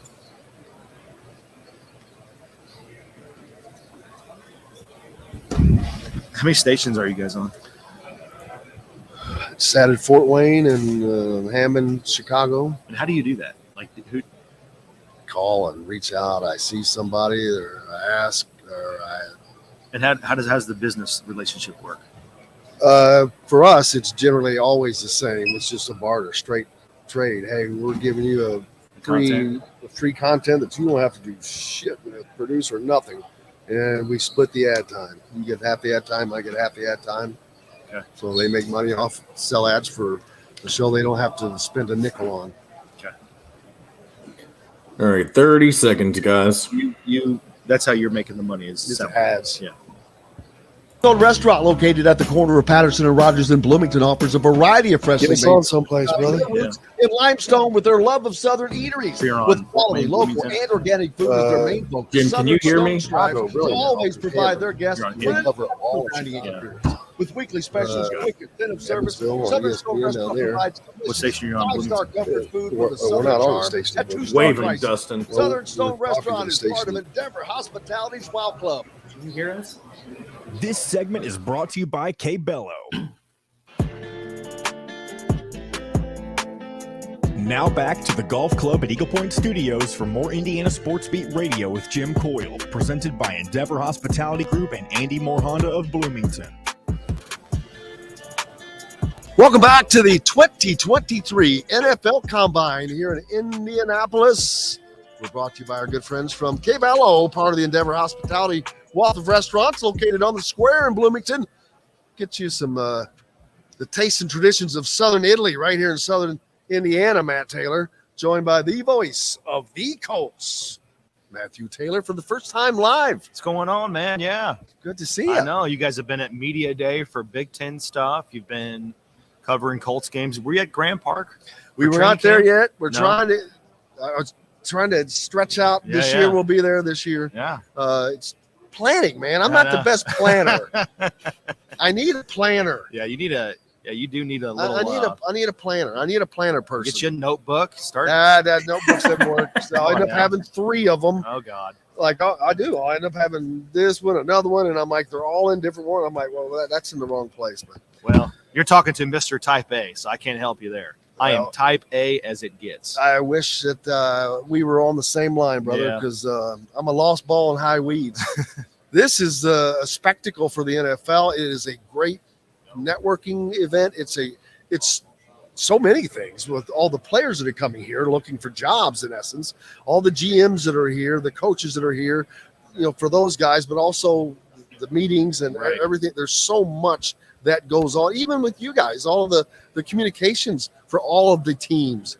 That's the only time, other than maybe the Super Bowl, something like that, you guys would be in the same place at the same time. No, I mean, this is the biggest, one of the biggest, maybe outside of the draft, but I mean, just in terms of hub and centralized, like the nervous system of the offseason, that's the combine. And the NFL has done such a terrific job of turning the combine into a tent pole, if you will, event of the offseason, and having the workouts, having the interviews, but coupling that and making it a media event in the sense that we're going to have most every general manager, because not all of them. It's technically voluntary, but I would say 30 out of 32 general managers speak. Same thing with the head coaches. So if you cover a team, or if you're an NFL insider or an analyst, you've got to come, because it's the kickstart to free agency.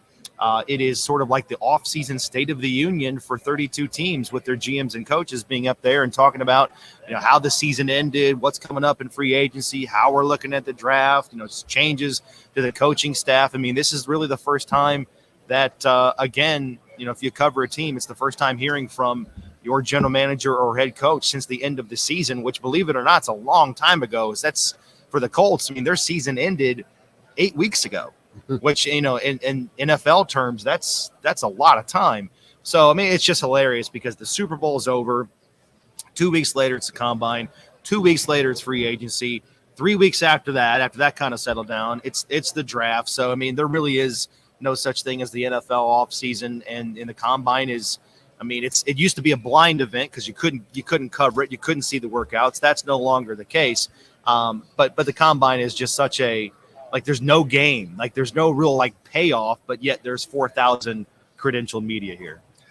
And for as far as the Colts go, names that just bouncing around for whatever reason: Shane Steichen, Bryce Young, C.J. Stroud, Will Levis. Don't know why I keep hearing those names, but they sure are bouncing around a lot, aren't they? Yeah, I mean, that's obviously the big, headliner, if you will, for the Colts.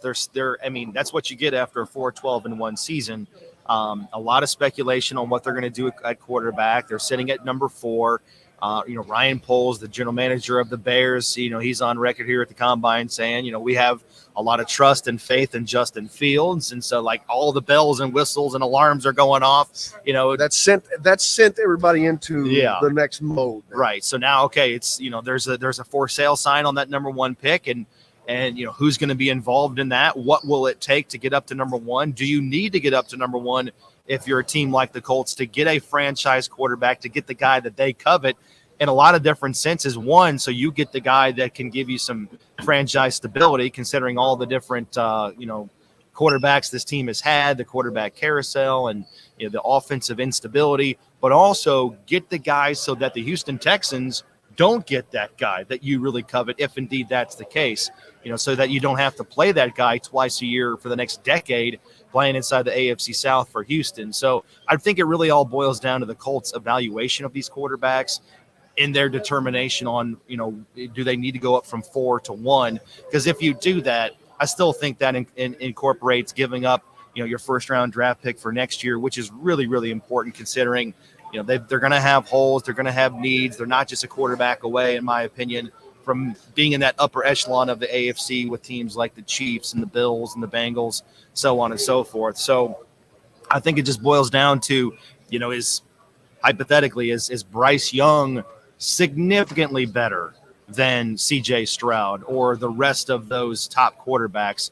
I think that will determine how much urgency, if you will, the Colts have. And Chris Ballard spoke yesterday about, hey, I know the narrative out there is that you got to go from 4 to 1 to get a quarterback. And this is probably GM speak, so take it for what it's worth. But, I'm not so sure if that's true. Maybe we can get a guy that we really believe in and stay at 4, stick to our guns, and not give up draft capital for later on this year or next year when we're trying to supplement the offense or supplement the roster with other key players. So this is really the big first piece of the puzzle, if you will, of that draft process. Yeah, I think there's no doubt you can get a guy, but can you get the guy? Because like you mentioned, the Houston is also up there. There's 3 quarterbacks that their names are bouncing around. Like I said, C.J. Stroud, Will Levis, and Anthony Richardson. He's in that too. From Alabama. Mm-hmm. Yeah. So it's like 1A, 1B. But if you want 1A, you got to give it up. Or is it worth keeping that and getting 1B? Right. Yeah, that's what I mean. Like, if Bryce Young can make off-schedule throws and he also has all of the intangibles, the smarts, the passion, the leadership, if he is the total package, then, yeah, you've got to be convicted about that. You have to have no shadow of a doubt that this guy is going to be what we're looking for at quarterback. Because if you get it wrong, here you are whiffing on quarterback, and you're Cleveland Browns all of a sudden. Right, and then you're probably out of a job if you're high up in the personnel department, and you're doing this over again probably in the 2026 draft, right? So that's how important this is. And, I know I was on the show a few weeks back. I mean, the Colts, this is like the foundational offseason. Like, when you're building a house, it doesn't matter how many great fixtures you have or the decorations or, if you go for the big plush carpet, none of that matters if your foundation is not solid. And that's what this offseason is all about for the Colts. It started with the head coach getting that right guy in place. And they think they do have that in place now with Shane Steichen. And some would argue the quarterback is more important. I would probably agree with that. But you have to have those two guys married up and gelling, and you got to get the most out of both sides of that relationship. And so, yeah, this offseason it's halfway done in terms of those two key components. And, we'll see what the Colts decide to do at quarterback, knowing that there's a lot of guys to choose from. Their evaluation is ongoing. But I think the biggest thing is just all of these guys are not perfect. They're not the perfect prospect like an Andrew Luck or a Trevor Lawrence. They've all got something about them that has a little bit of an asterisk, right? It's not enough sample size or too small or didn't make enough plays off schedule in the case of CJ Stroud. But you can live with that guy and be able to evolve with him and get him better and grow him, but he has to be relentless about wanting to get better and wanting to be a great leader and lift up the teammates inside the huddle. That, I think, is the biggest aspect of what the Colts are looking for in the combine of the draft. Matt told me what they're going to do, and after he leaves, I'm going to tell you guys. But Matt, I know you got to go, buddy. I know, man. I appreciate you so much. Anytime. Stopping by, buddy. It's good to see you guys in the flesh. Dustin, my man. Be well, One of these days, I'll be down there. Covering the games this year. You got it. Matt Taylor from the Colts joining us here live on Indiana Sports Beat Radio. Thank you, sir. Hey, you telling us we have another break, John? No, I was trying to tell you didn't need one. I didn't know if you knew you didn't need one or not. So I was. No, I didn't think so, but I just wanted to make sure. It always makes me nervous if we only have a little bit of time left. We haven't served all of our great sponsors like Reynolds Family Dentistry down in Sellersburg. If you're down that way, stop by and see Dr. J. Get that championship smile, baby. But all of our sponsors, make sure if you're in the Bloomington area, stop by the Endeavor Hospitality restaurants, whether it's Southern Stone, BB's Market, Feast, Fresh Fork. There's so many. Without them, we can't bring you the coverage that we do. That's about to come up from the Big Ten tournaments, from the NCAA tournaments. We can't do that stuff. We can't do these daily shows if we don't have our sponsors. So please make sure you support those guys. They're very, very important to what we do. As are you. Without you, without the sponsors and without the fans, it's like me and Dustin would be sitting in a room looking at each other, talking to each other. About your jeans. Fun. About talking about your jeans and vinyl, and you wouldn't be doing the St. Elmo shrimp challenge in front of everybody. Think about that. That's the real problem. Well, trust me, I will be thinking about that later, because, and when I'm telling you, there was a moment. I saw the moment. I thought we were going to real. I thought we were going to have some real live radio moment right there. I didn't know what was going to happen. That's what I was most afraid of. I didn't know what the moment was going to be when I'm like, something's about to happen. I don't know what's going to happen, but of all the options, none of them were good. Right. I'm like, am I going to chuck this up? Not for my stomach, but just because it's, when your head is, and my head was, it's not that it's on fire. How do you describe that? It's like, I don't like a box of chocolates. I can damn sure tell you that. It's not a slope. It just hits you immediately. It's like getting slapped in the face. You can slap me in the face 4 or 5 times instead of me doing that again. I mean, on like a cold, like getting slapped in the face on a cold day, and it just stings. No, it does. It's more than that, because slapping the face clears everything up. It kind of goes away. This just is like a mushroom cloud.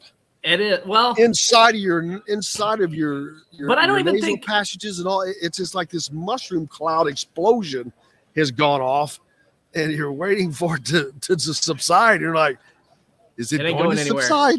Yeah, it ain't going anywhere. Ooh.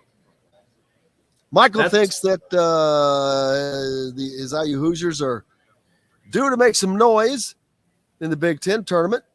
They've been terrible. They have. They played well last year, actually, beating Michigan, beating Illinois, and damn near beating Iowa, who won it. But Indiana has only made the championship game one time, and they have only never won it. So there's that. That's one thing Purdue has over Indiana. They got some conference tournament championships. Yeah. Kevin thinks that Maryland loses at Penn State.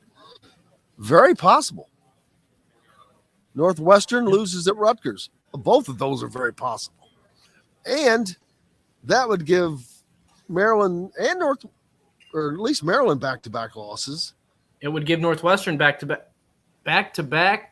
Have they lost? Would they have lost 3 straight in that scenario? I don't have it in front of me.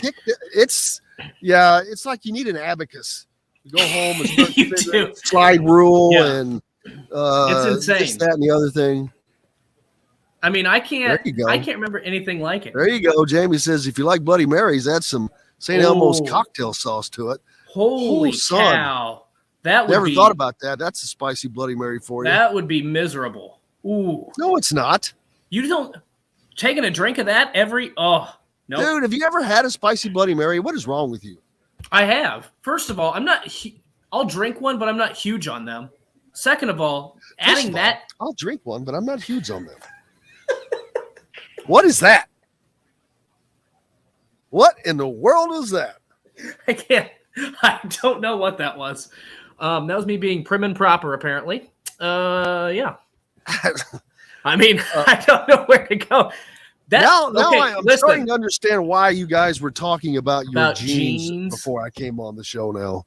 Well, it's just a miserable experience, jean shopping. That's all I was saying. Who jean shops? What I guy have to. jean shops now? What? Are you kidding me? This isn't like I'm going from store to store. I'm just saying I have to buy new jeans because they no longer fit. Where does the one, Old Navy. where do you do this? Old Navy. How do you get new What? pants?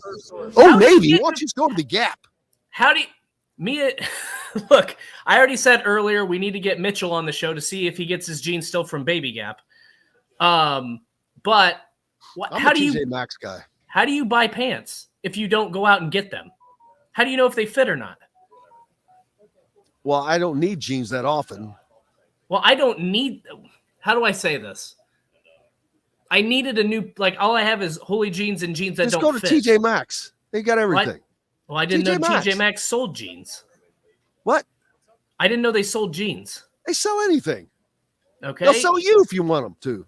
Well, okay. I'm probably worth quite a bit of money. Like $10. How about that? That's why you'd be good at TJ Maxx. You get a great bargain there. I am a great bargain. You can get a bald loudmouth. Michael likes you. Let's see, he likes how Kevin's thinking. Let's see. Make sure anything else. Robert says that 40 some odd years ago, the Bloody Mary was his drink of choice, hanging out at the old stable influence on the South Side. What did I hear today happened 60 years ago? Oh, man. Daggone it. I heard on the radio on the way up. I cannot remember that it's been 60 years since something happened. Oh, well, I can't remember. Tonight, not a lot on the docket, but there are a few games of note.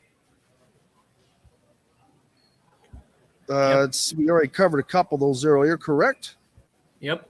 Purdue, Wisconsin, and Illinois, Michigan. Those are the Illinois-Michigan game will be of consequence to Indiana. Michigan's had it, dude. Michigan has played I'll have to go look, but I think they played 4 games in 8 days or something. They might have busy. Yeah, they've played quite a few. They've played quite a bit, and they played some tough games. So, if no one can complain about Michigan doing what they're doing it on the road, man, and then they're doing it. And hey, it's what they're doing is getting it done. Yeah, at the time that they need to be. And that's the thing. It's Indiana fans. You quit making excuses. There's no tired. When I hear people say, "Oh, they're tired," horse crap. Michigan's playing 2 road games to finish the Big Ten season right now, and I think they may have played something like 4 and 8. I'll have to check their schedule, but. Everybody's tired. Everybody does the same. Nobody is not playing road games. Nobody is not playing on Tuesday. Everybody's doing the same stuff for the most part. So, right, Dustin, were you shopping for skinny jeans? No, I do not wear skinny jeans. That's not my style. I just assumed that would have been the case. Actually, I didn't even think about it. I couldn't imagine you in anything other than that. look, the way I described it, anything other than skinny jeans. Some little skateboarder shoes, tennis shoes on. Look, it does not fit my figure. How about that? I'll go all in on this. By the way, did you say it doesn't fit your figure? Doesn't fit my figure. You know what? That means you don't have a butt. Everybody. Oh. Okay, just 1 minute, just real quick. This is all I'm saying is, look, I lost the pooch where I kept my extra cookies, and I had to buy new jeans, and I wasn't sure what size. So that's why I had to go jean shopping. Oh, well, congratulations. Thank you. It's been like a year-long journey here. But go to TJ Maxx. Well, I'll keep that in mind next time now. You'll thank me for it later. All right, perfect. Hey, and I'll thank you guys now. Appreciate you so much. As always, without you, we've got no reason to be here. We're so grateful. Big thanks to John, the producer, and Dustin for getting us started and for being along. Big thanks to Kyle Neddenrip, of course, as well as Chris Denari and the voice of the Colts, Matt Taylor, for joining us here as they do each and every Thursday. We're back to do this again tomorrow to wrap up the week and get it ready for the weekend, man. A big weekend of basketball. The last regular season weekend of college hoops. We're going to get you set up for it. Go out and have yourselves a good one. For Dustin, John, the producer, I'm Jim Coyle. I will see you on the radio. Thanks for listening to Indiana Sports Beat Radio. Be sure to subscribe to our YouTube page for more clips and team coverage of Indiana basketball, football, and more. You can also find full episodes and tons of other content on thehoosier.com. We'll see you next time for another edition of Indiana Sports Beat Radio.